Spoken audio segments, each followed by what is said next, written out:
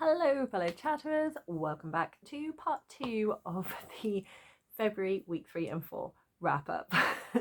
Sorry for the abrupt dismissal from part 1. I had a phone call coming in that I had to answer, and when you're filming, if you answer a phone call, it cuts off. So that's what happened. Then I had to go and do the school run. So let's quickly summarise. I was talking through all the books I read through week 3 and 4 of February. And I had spoken through 5, Know My Name by Chanel Miller, the Passing Playbook by Isaac Fitzsimmons, The Prayer of Gods by Nikki Drayden, Amari and the Great Game by B.B. Alston, and Dragon Keeper by Robin Hobb. So please go and check out part 1 to hear all my thoughts on those. So the final book I have to talk about is The Shadow of the Gods by John Gwynne. This is a reread for me. I have been rereading this because I'm hoping to read the second book, The Hunger of the Gods. So it's the Bloodsworn Saga, which is an adult epic fantasy. And I'm really excited to be finally moving on to The Hunger of the Gods, which I'll be reading with Mason from the channel Mason in the Dark. So Mason read The Shadow of the Gods in autumn last year and really enjoyed it. And so I was very excited to read the next one with him, but I had not read this book since when it first came out, which was May 2021, and I'm so pleased I reread it because I'd forgotten a lot of this. Didn't realise how much I had forgotten.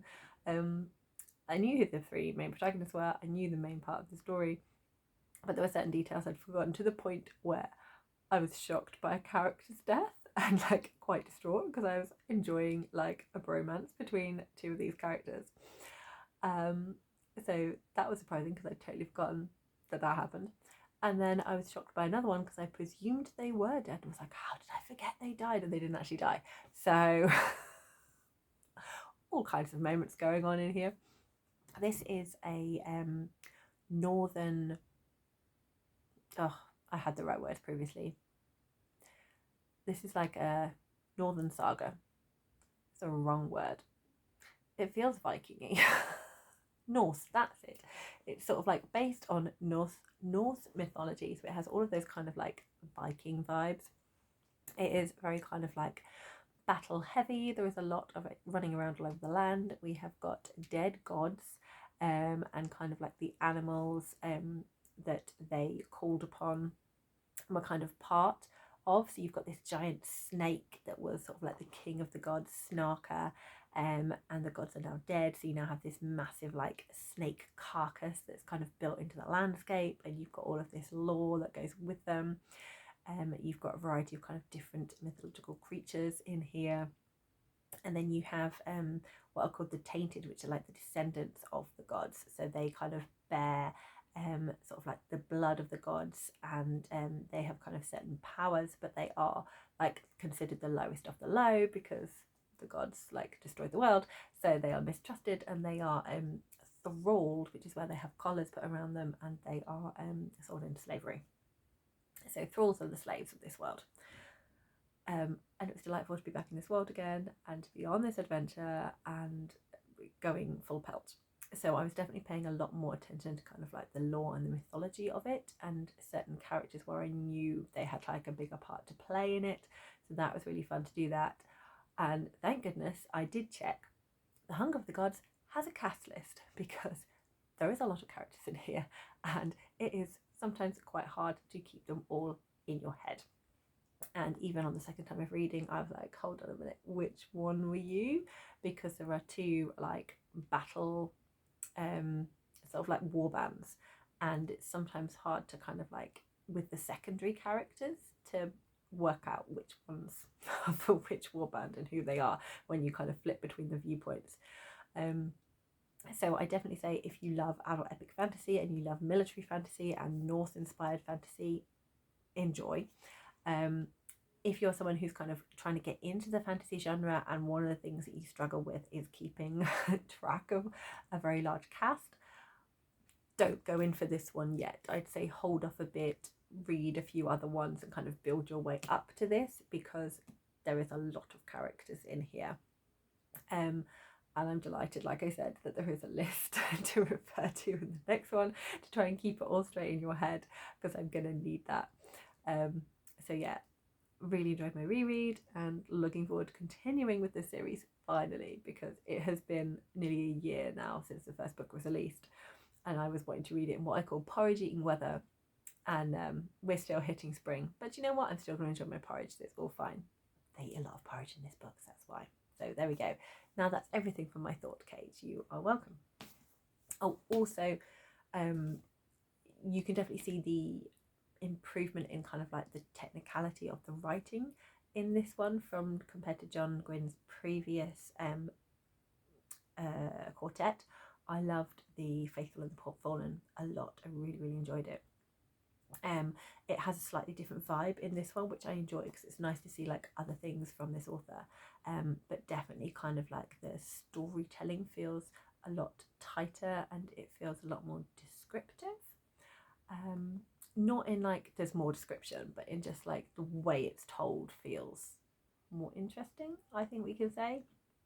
So yeah, so that is all I have read fully. I have been reading a few other things as well, so I am sort of still working on a few things. So I am currently reading Spinning Silver by Naomi Novik, which is part of the Anyone for Seconds thing that I'm doing. So I didn't enjoy Uprooted, but I am enjoying this one a lot more, which is brilliant, so pleased with that. There is kind of a video playlist about my reading journey with this, so I will link that. I'm also listening to an audiobook. Just find the right title. Yeah. So I'm listening to the audiobook of The Dictionary of Lost Words by Pip Williams. This is a historical fiction, and it is set in... See, I've had a bit of a break. I've kind of paused it, and I can't remember. It's early Victorian, I'd say, Victorian era. And they're writing the there's a new dictionary that they're writing, the Oxford Dictionary. So it's about writing the Oxford Dictionary, but it's told from the eyes of a girl who lives, her dad is one of the people working on the dictionary and spends a lot of time in what they call the scriptorium, and it's just a joy of words and a love of words, also a coming of age story, and I'm really enjoying it. So this is part of Nicole from Dusty Book Sniffers monthly book club. So one of the things she's doing is she has a wheel that she spins, and if you wanted to be involved, your name is on it, and then you are assigned a genre, so you choose one of your favourite genres. Hers is historical fiction, and it landed on her this month, and this was her pick, and I'm having a great time listening to it via audio. I'm really enjoying the narrator of it as well, and I think it is going to be one of those books I am just going to buy, because I just really enjoy the love of the language in this one. Another book that I'm reading as part of Blackathon is Joyful. This is a collection of short stories from Black authors and Black illustrators, and just look at this cover. Isn't it just makes you want to pick it up. I just love the art on this cover. It's just so cool. So what I really like about this is, as well as having like a whole range of different stories in here, look how cool that picture is there. That's awesome. You have this little thing at the back where you have a list of all the artists and illustrators. So you've got their photo and you've got a little bit about them. So as I've been working through, it's been really nice to kind of match the people who created the story to those. So this was a lot of fun. It is going to need to go back to the library soon though. Okay, I'm going to talk through the books that I have been reading for Blackathon and let you know about my Blackathon journey if I hit all the prompts. So the first prompt was to read a book with a charming protagonist who is spiritual or who has a fantastic ability. And for this one I chose Amari from Amari and the Night Brothers, because she's a very charming character. I love Amari, and she has amazing fantastical ability, which you will find out if you read Amari and the Night Brothers as to what her ability is. because I'm not doing spoilers. So this was the first prompt. The second prompt second prompt is portraying a mixed race and or an immigrant. Now originally I had the red pencil as this because I thought, because it's a story of a refugee, I thought they immigrated, but they didn't. So I am going for, it might be a bit of a stretch, but I am going for Binti Home, because in Binti Home, Binti finds out more about her home life and her family, and she is actually mixed race. So you hear about the Himba people, which is her mum, but you also find out her dad's people in this one as well. So I am counting that one. There is also another thing that you could include in there as well, but again, I'm not going to give out spoilers. So there we go, that's my first two prompts. The third one is to read a book set in Jamaica or on an island. And I read Augustown, which is set in Jamaica, and that is by Kay Miller. There we go, 3 so far. And the final prompt is read a book about a tight-knit group of friends or a bunch of unlikely allies. And for that I chose The Prey of Gods. Now, as I mentioned in part 1, this wasn't quite as explicitly a group of unlikely allies fighting to save the world as much as I thought it was going to be, but they do, their storylines do cross and they do team up together, and they are unlikely allies, so it still counts. So that's The Prey of Gods by Nikki Drayden. So those are all my prompts for Blackathon. I was Team Granny Nanny. The only one I did not manage to do was hidden over there. Hold on. I did not manage to get to Riot Baby, which was the group read by Tochi Onyembuchi.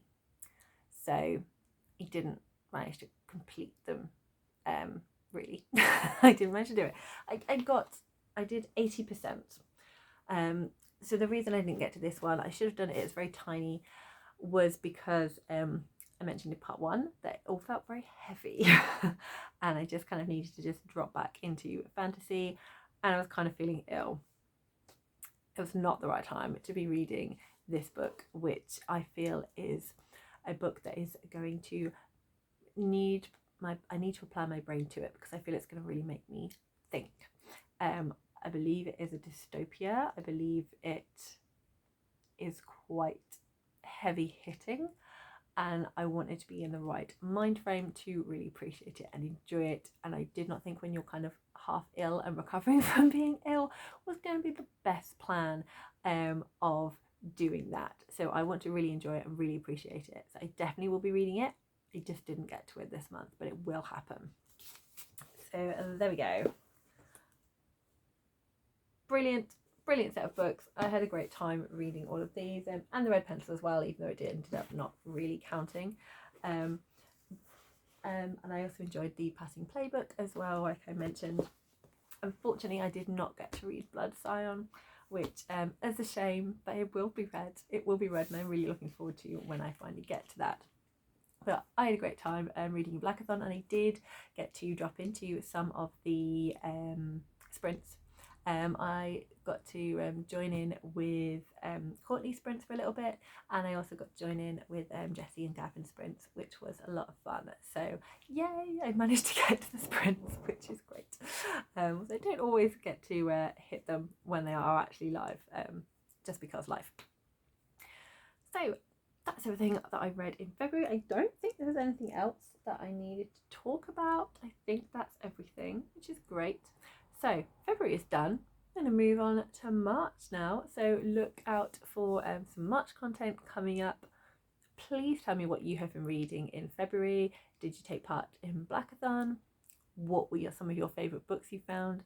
Have you found a new favourite? Have you read any of these books, and do you have any thoughts on them? Please let me know. You know I love a chat. If you enjoyed this, do give it a little like. If you like the vibe, why not subscribe? And most importantly, happy reading, everyone.